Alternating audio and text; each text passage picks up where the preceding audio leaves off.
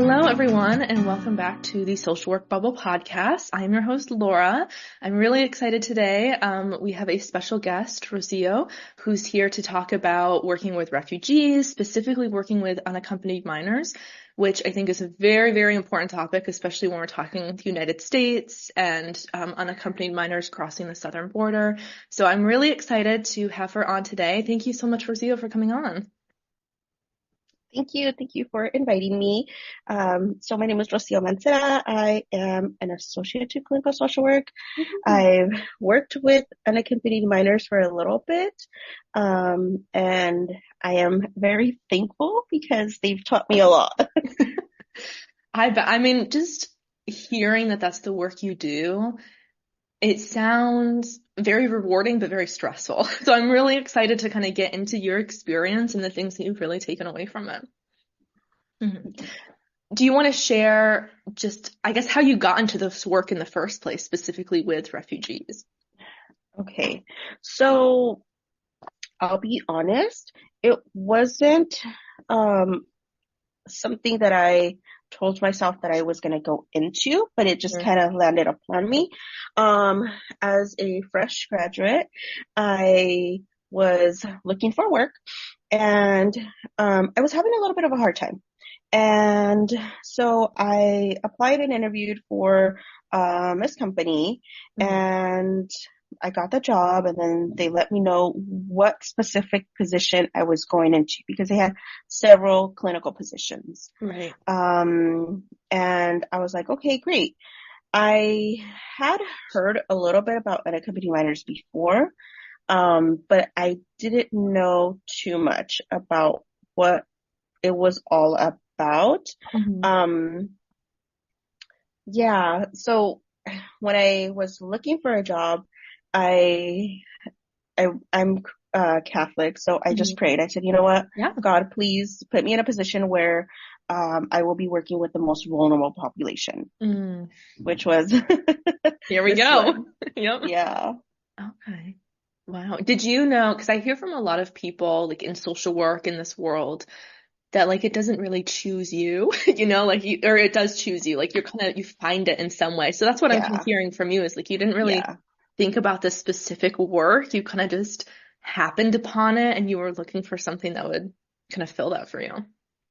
Yeah, absolutely. It just kind of fell onto my lap and I appreciated it. It was really rewarding. Wonderful. Now, describe for us a typical day, because we say like social work, we say like the mental health profession, but it looks so different for any position that you're in. So can you kind of tell us what that's like for you? Yeah. So it wasn't, I mean, I think for social work or, clinical work, there isn't a typical day. Like you don't have, this is what you do first. This is what, no. It could vary day to day.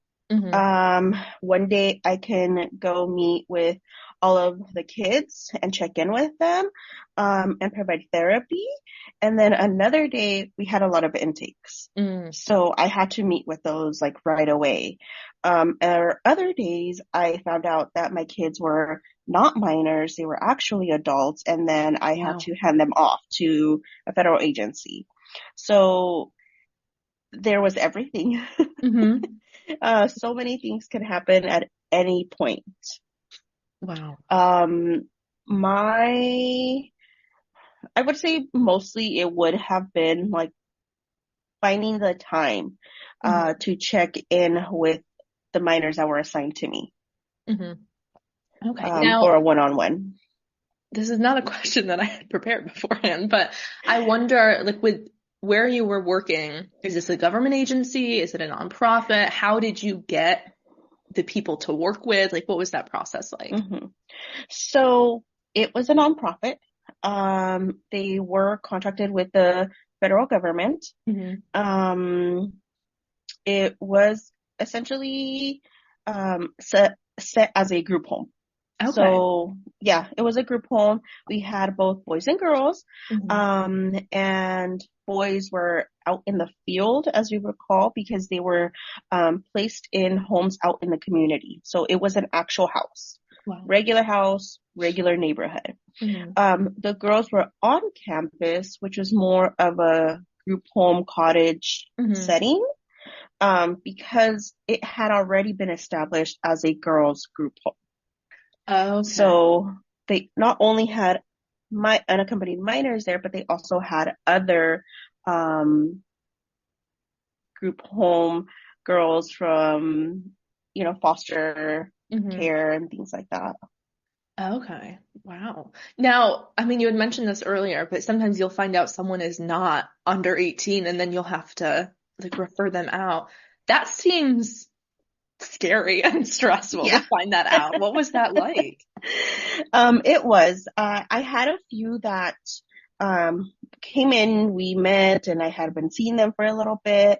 And so we built rapport, and I heard their story. And then the next morning I would come in and find out that, hey, they're actually an adult. And so we had to call Border Patrol. We had to call other agencies to come pick them up so that they can be transported to their appropriate facility. It was very heartbreaking. Yeah. Because regardless of their age, they went through a really difficult situation. Certainly. What was that relationship with Border Patrol like? Because I feel like our social work values can really go directly against the purpose of Border Patrol. So what was it like to navigate that? Absolutely. So I will say that most of the responsibilities went on or fell on the case manager's role. But I certainly was always there to provide support. But our relationship with Border Patrol, I will say that, yes, it does sound very scary. We had good rapport with them because you only specifically worked with 2 to 3. And those were kind of like the ones that were assigned to you. And there was times where we would ask, like, hey, can you please ask for this kid to be released on their own recognizance without having to be placed in a facility? And oftentimes, depending on their behavior, on just the circumstances, they would consider it. And other times, it was a little bit challenging for them to consider it. Right. Okay. What kind of facilities would they be going to? A locked facility, a prison. Yeah. Yeah. Now, so you start working with kids. What happens when they become adults? So when they come into our agency, we typically we have certain time frames that we have to complete all the paperwork so that they are released to their sponsor.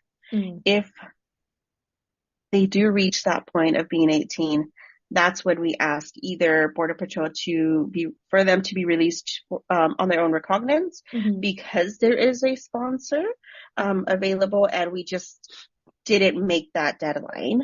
And they would consider that. So they would try to do that. Wow. This is so interesting. Like, this is so not like I've always been in clinical social work and so this is so interesting for me because it's such an important thing to talk about, especially in the United States, especially in social work. Wow. Yeah. Okay. Now, this is a very broad question, but what were the biggest challenges that you saw when working with refugees and with children? Language barrier. Their cultural background. So it wasn't for males. It's not a cultural thing for them to go have therapy or seek, therapy. Right. So there was a lot of challenges there. Oftentimes I would get, why am I here? Why do I talk to you? Like, why do I have to talk about this? But I was always there for support. Yeah. Even if it was come into my office, let's talk about your day today. I think those two and also just your own personal values. Yeah. I know that, we're not to put our personal feelings into this, but I am an empath, so I Mm-hmm. was gonna feel it, and I was gonna, really care and want to do more. Mm-hmm. Absolutely.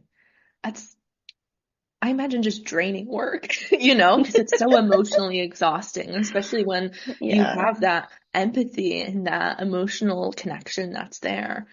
Wow. yeah, yeah. It was challenging, but every after a while, it did not come very easy, but after a while, I learned to really focus on the positives. What did I Mm-hmm. do today? Even if it was just for the week, Yeah. how did I help them? Or building that rapport and just giving them a safe space to express themselves. Mm-hmm. I had kids stay in my office for hours, and the house staff would be like, "Where are they? Like, are they here? Mm-hmm. Because we can't find them." Yeah, they're here. Just talking. We Mm-hmm. would just have conversations. Nothing major, but it was definitely difficult. And I think, as we mentioned before, just being so broad that there was so much. Mm-hmm. I think one of the hardest parts was the little ones. Oh, yeah. Mm-hmm. Yeah, that Yeah. that ultimately I think broke me and then put me back to pieces and Mm-hmm. every day. I bet. Now, I mean, you're working with unaccompanied children. What are, from what you saw, the typical situations where that happens? It was mostly kids wanting to come here to Mm-hmm. work and provide for their family. I think that was the majority of Okay. them. I think second to that would be having to flee their home country Mm-hmm. due to witness of some type of violence and being threatened, Yeah. or being threatened that if they didn't join a gang, that their family would be in danger and they would be in Mm-hmm. danger as well. Right. Um, it's just a better life Mm-hmm. in general, a better life. Yeah. Absolutely. I mean, I hear from so many people just that empathy aspect where it's like if someone is feeling the need to flee where they are from and what they're familiar with and their family, Yeah. there's clearly something going on. Like let's Yeah. lean into Yeah. empathy and compassion there. Yeah. Absolutely. There were some kids that didn't want to leave. They Hmm. didn't want to leave their country, but were forced to. They Hmm. had a good life. They were going to school, college, but it was unfortunate that they were at the wrong place at the wrong time, Hmm. and this happened. Yeah, certainly. What is, I guess, like with their families, since they're unaccompanied, like, do they keep in contact with families? Are they Mhm. reunified with families at Absolutely. some point? Absolutely. They do keep contact with family. They do have phone calls. I believe they had phone calls every day or every Hmm. other day. There was some kind of schedule, I believe. I also had a company phone, so I downloaded like a WhatsApp. Hmm. Yeah. Sorry, I don't I'm not too familiar with all these things.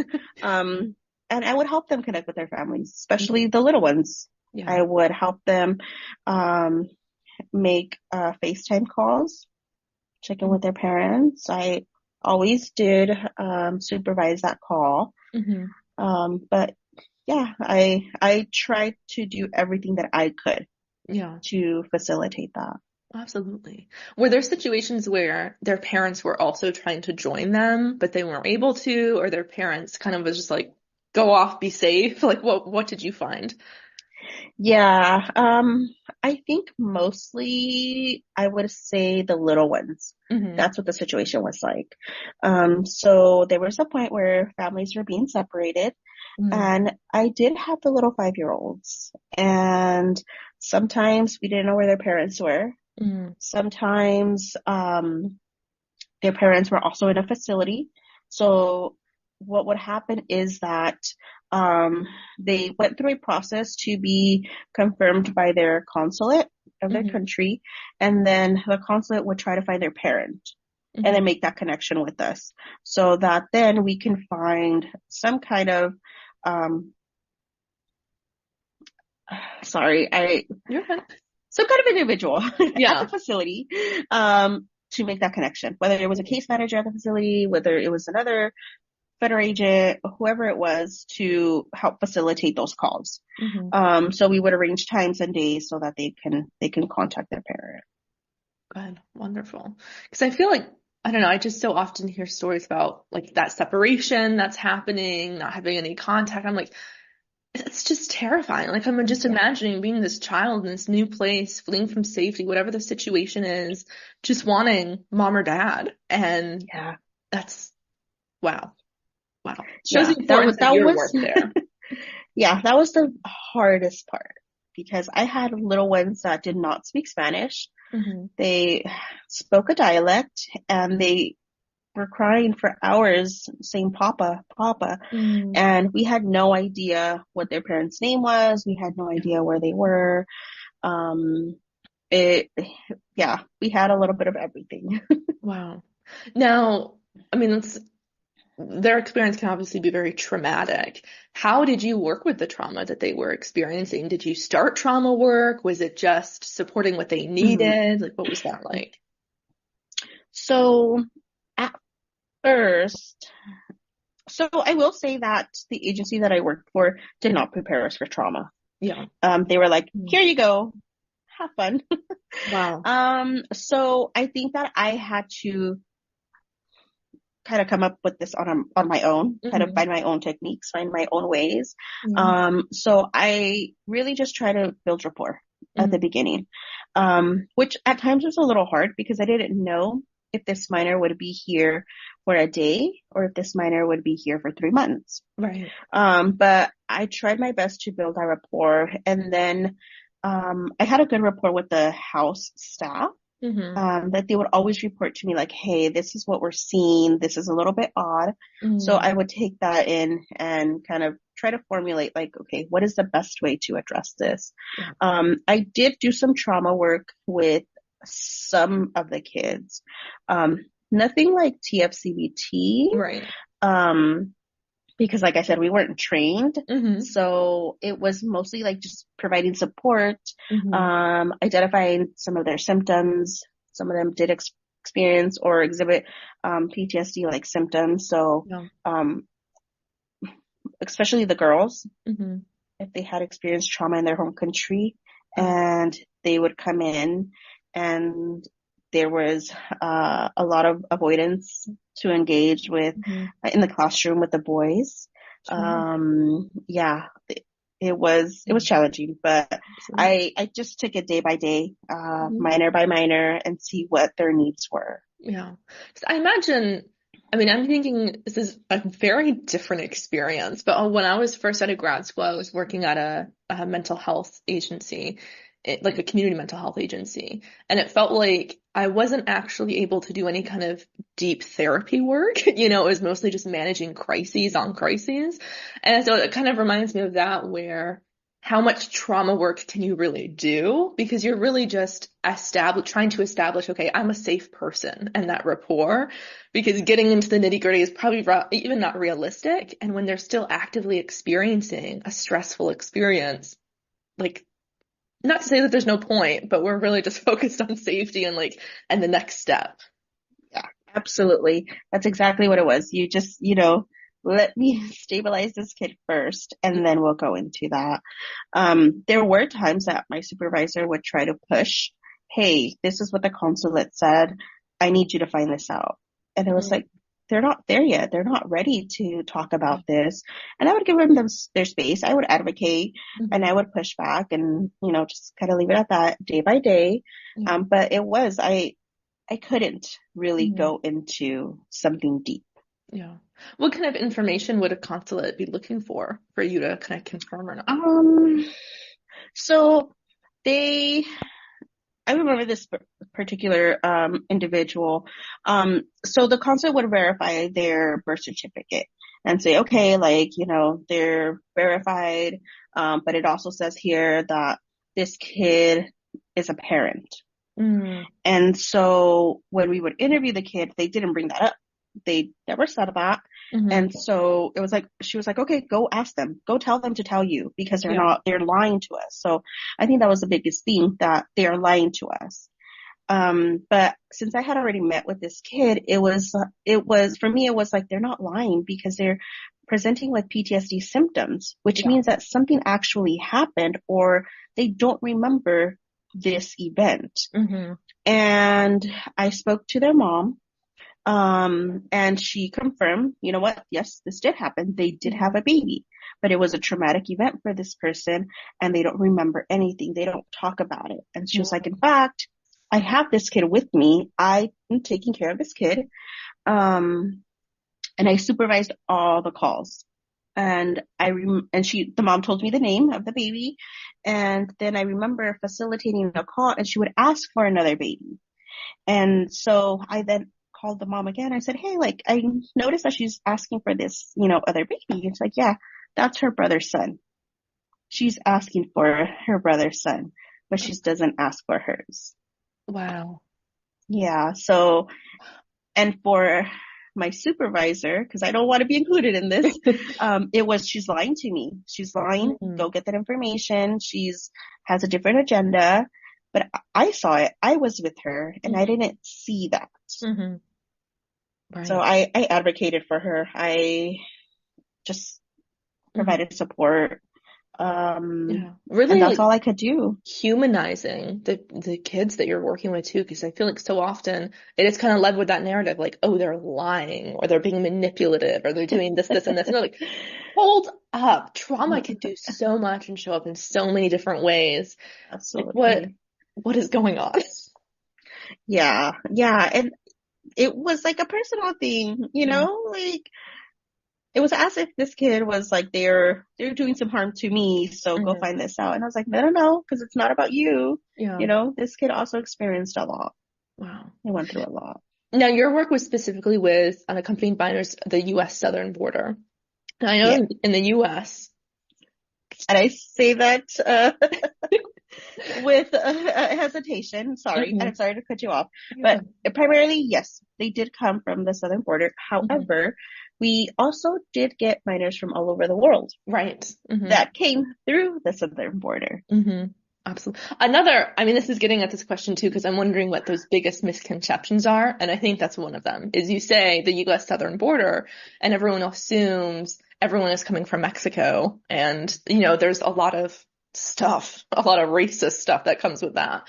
But what are some of the biggest misconceptions you've noticed just with working with people that are crossing the southern border? I will say that they are not all Mexican. In fact, we had very little amount of Mexican individuals.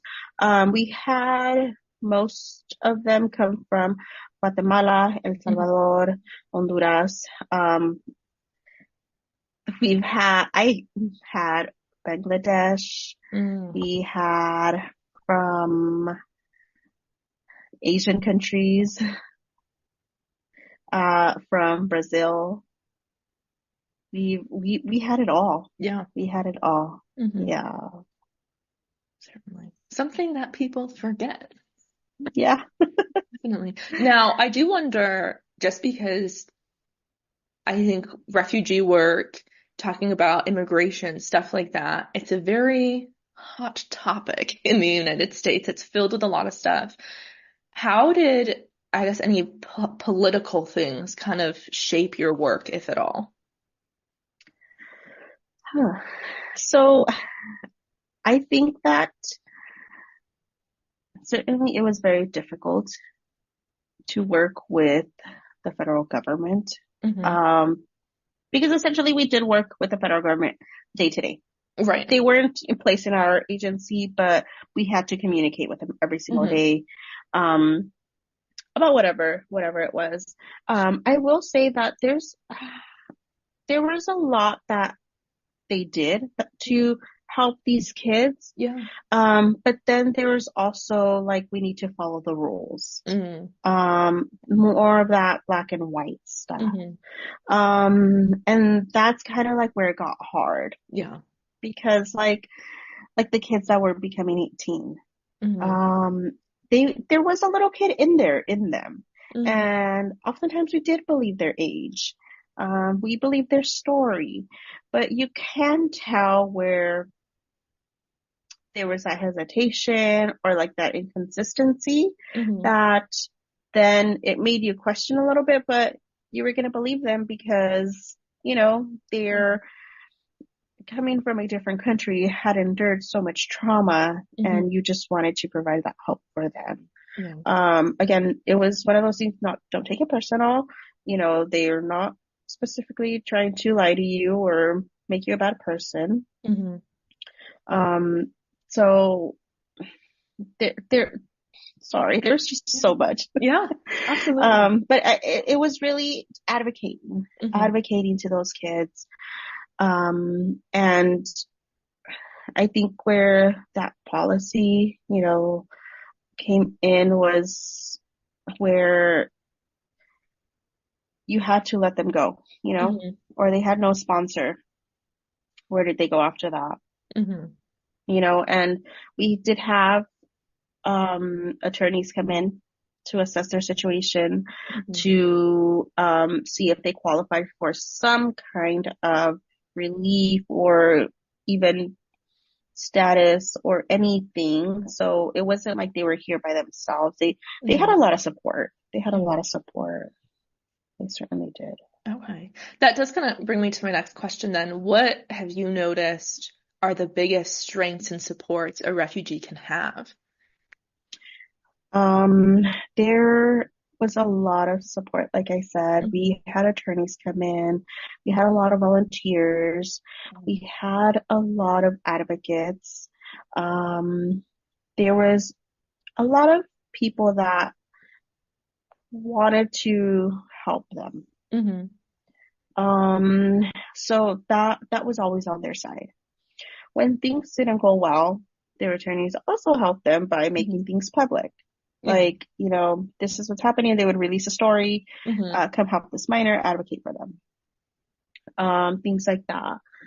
I always admired their strength for having to leave their home, their family, Mm-hmm. going through a whole journey, experiencing trauma, experiencing hunger, and getting here and still, not being able to accomplish what they wanted to accomplish. Mm-hmm.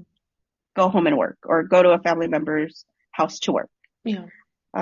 So I always admire their strength. Mm-hmm. Absolutely. True resilience when you've Absolutely. had those kind of experiences. Wow. Now, can you kind of tell us how this work has really shaped your approach as a social worker? Like what things really changed for you and kind of shaped who you are? Um, I think for myself, um, I learned so much. I Mm-hmm. learned so much about their strength. They taught me a lot. I learned to, I guess, quote unquote, build that thick skin. Mm-hmm. And not in a bad way, not in a Right. bad way, but because I was a fresh, social worker wanting to come in and save the world. And then I was like, put the brakes on that. We're not saving the entire world. Mm-hmm. Um, we're just saving, or not saving, but Mm-hmm. we're helping. Yeah. So sorry. Um, yeah, I think those were the things that helped me the most. That Just typical kind of that we all have when we first yeah, get into the field and we're like, we're gonna do this, which is not yeah, bad. I think that's an important part of being new. We can come with fresh eyes and a fresh energy, but we also forget what this work really is. And that sometimes we gotta pump the brakes a little bit and be like, ooh, okay, this is taking a lot. We need to yeah, kind of slow down and breathe and rejuvenate. yeah, absolutely. And I think another thing too was really appreciate that day to day. Yeah. Every day was a new day. Every Hmm. day was something different. And I think at the end of the day, kind of like I said, really looking back on like, how did I help today? Hmm. What did I do? Even if it was the smallest, I was able to facilitate a call with the parent. I was able Yeah. to connect them. Or the kid really talked to me about, a story from their home country, something that they truly miss. I think that's where I also learned to like, okay, let's have some gratitude here. It was not all bad. Yeah, there was so much stuff. Absolutely. I think that's so important to remember though, is I do feel like a lot of people can get burnt out really quickly and also just resentful of the work and of the field, where some part of that is our attitude, where it's like, let's just see, even if it's something really, really small, it's like, look at this moment between you and this child, like Yeah. how beautiful that is. And sometimes I find, especially with social workers that are in more intense, emotionally exhausting settings, like the work that you do, like in inpatient settings, you do kind of have to just take it day by day and find those successes in those moments where it's like, okay, we're doing it. We're doing something, even if it's not going to be perfect, but it's still valuable and important work. Absolutely. Absolutely. It was always important. And I didn't learn this. I didn't come in with this, mindset, but, Mhm. there came a point that I was mentally exhausted, Yeah. emotionally, most of all, emotionally exhausted. Hmm. And I would drive to work and I would park in front of a home. My office was in one of the homes, and I would sit there and cry. And then I would wipe it off and be like, okay, we're going to do this. And I Hmm. would remind myself, Rosio, it's not about you. It's about them. What can I do for them today? And I would go in and do it. And then at the Oh, end of the day, it's like, okay, well, I gave a box of crayons to this kid and it made them really happy. hmm. Or, like I said, we made a call, or they told me a new story. Hmm. Or they're looking forward to this. And that's where I just kind of took it back, Yeah. took it, in, and was like, okay, it was a good day. Wow. Absolutely. What's one piece of advice you would give to fellow social workers, whether it's about work with refugees, whether it's just what you've taken away from your experience? I think that it's not going to be easy. Hmm. Have to be patient and uh, don't take it personal. A lot of these individuals, especially the males, it's not in their culture to seek therapy. They don't know what therapy is. And when they don't want to talk to you, it's not because they don't like you. Yeah. It's because they generally don't know why I have to talk to you. Hmm. Um, there's a lot of generational trauma. You, you can, again, because it's a temporary place, you can only do so much. Yeah. And I guess that too, understanding that you can only do so much. Hmm. Um, and just taking it day by day. Absolutely. Important and wise words to take to heart. Now, for those that are listening, can they keep up with you on any social media? Like, Um, I have Instagram. there we go. All right. Yeah, I don't post anything in regards to like my work that I do. I think I don't know if like my title as a clinical therapist is on there, but I often try to post like little things or little positive affirmations or reminders. Mhm. But if I think that Yeah. messaging me through Instagram, or I'm always open to email. Okay, great. Fabulous. And for those listening, that'll be in the description below, so you can always reach out to Okay, Rosio at some point. Because I feel like this is a super absolutely. important, helpful conversation. Because I mean, Yeah, refugee work is always important, but I think in recent years, it's really come to the forefront as like really vital, yeah. hot, hot topic work that's going on. Absolutely. And I will say for those who are listening and are not in the work of unaccompanied minors, there are laws in place Hmm. that we have to follow. Because I Hmm. feel like at the news, there's a lot of negative connotation to this. Yeah. But I will say that there are a lot of laws that we had to follow. Mhm. There's a lot of procedures, and they're not what most of the social media portrays them as. Yeah. I will say that the agency that I worked with was very person to person with the kids. So the house staff built a rapport with the kids. They built a relationship. And so in the homes in the community, they were run like a home, like a house. Everyone did chores. They cooked the meals there in home, so they were fresh. And oftentimes they had to have specific ingredients to use for the day, and the staff would allow them to come help. What would you like? So they would take in what the kids would like rather than like, this is the recipe for today. This is what we're making today. They would use all the ingredients, just modify it. It's something that they wanted to do. So yeah, it wasn't always negative. Right. You know, I always kept like, you know, we're following the rules. We're doing what, you know, we could, because it was hard. It was hard when there was a lot of negative information out there, you know, in the news, and this was all bad. It was hard. It was hard. Absolutely. Because that also shapes your own energy too. Like when you're hearing all this stuff and it's just like, oh, this sucks. Like this is like, how are you going to show up fully in that way? Yeah. No, it was definitely hard. When that happened, I will say I really took it personal, because then I felt like, oh my gosh, like all my friends are posting about this and how bad this all is. And I'm part of that problem. I'm doing that. And, you know, I think I just came to an aha moment. I think that's where I came to realize like, okay, let me not choose where those positive moments were. So that I can take those with me, because I thought to myself, like, I'm not doing all this negative things.